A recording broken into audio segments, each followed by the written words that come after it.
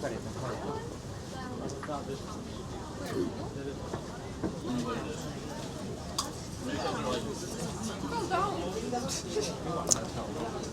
darling. Parang hindi siya kaya ng ipin ko. Kasi tingnan mo. Darling. Ang kapal niya.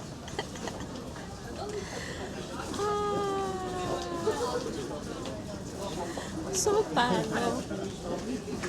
Paano natin siya kakainin?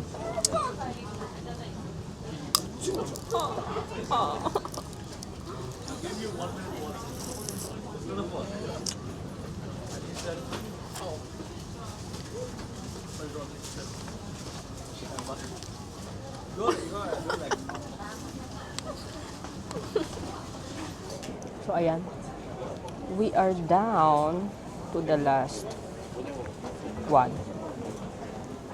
Actually, kahit wala na yung candy, masarap yan eh.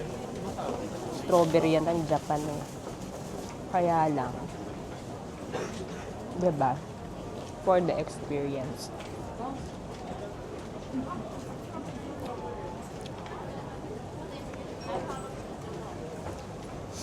Come on. Let's do this, mga darling.